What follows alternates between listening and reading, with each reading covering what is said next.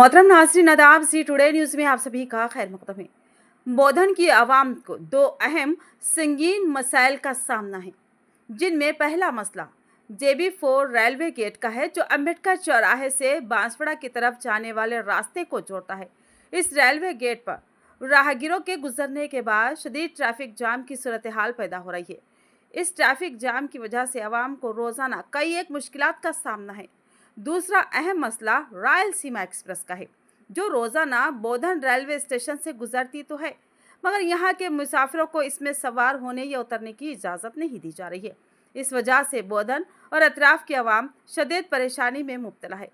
इस ज़िमन में आम आदमी पार्टी के सीनियर कायद जुनैद अहमद खलील ने इन मसाइल को उजागर करते हुए सिकंदराबाद रेलवे के जनरल मैनेजर हारून कुमार को एक तहरीरी याददाश्त पेश की, जिसमें मुतालबा किया गया कि रेलवे गेट पर ओवर ब्रिज की तामीर का काम फौरी तौर पर शुरू किया जाए और रायलसीमा एक्सप्रेस में बोधन से बोर्डिंग की इजाज़त दी जाए, ताकि यहाँ की आवाम इस ट्रेन से इस्तिफ़ादा कर सके।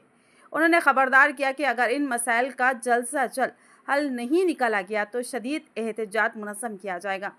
इस मौके पर जनरल मैनेजर हारून कुमार ने उनके मुतालबात को गौर से सुना और दरख्वास्त वसूल की। यकीन दिलाया कि वो इस मसले पर आला हुकाम से गुफ्तगू करके कोई मुनासिब हल निकालेंगे।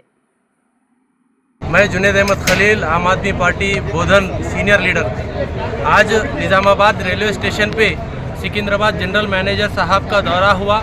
इस मौके से मैं हमारे निज़ामाबाद के डिस्ट्रिक्ट इंचार्ज समीर साहब की सरपरस्ती में बोधन के दो मसाइलों पे एक रिप्रेजेंटेशन पेश की, जिसमें मैंने मुतालिबा किया कि रायलसीमा जो एक्सप्रेस बोधन को आ रही है उस पर पैसेंजर्स को बोर्डिंग कराने की परमिशन दी जाए। दूसरा जो हमारा रेलवे गेट है अम्बेडकर चौरस्ते पे, उस रेलवे गेट पे ओवर ब्रिज या नहीं तो अंडरपास फौरी तौर पे कराने के लिए मैंने मुतालिबा किया है। आम आदमी पार्टी की जानिब से हमने एक रिप्रेजेंटेशन पेश की है और जनरल मैनेजर साहब ने बड़े अच्छे से सुना और उन्होंने हमारी जो एप्लीकेशन को एक्सेप्ट किया और देखते हैं आगे कितना उस पर काम होता है। अगर रायलसीमा एक्सप्रेस पे पैसेंजर्स को बोर्डिंग का परमिशन आने वाले दिनों में अगर नहीं मिलती है तो हम आगे बहुत बड़ा एहतजाज करने के लिए भी तैयार है, इस मौके से कह रहे हैं। जय हिंद, जय आम आदमी।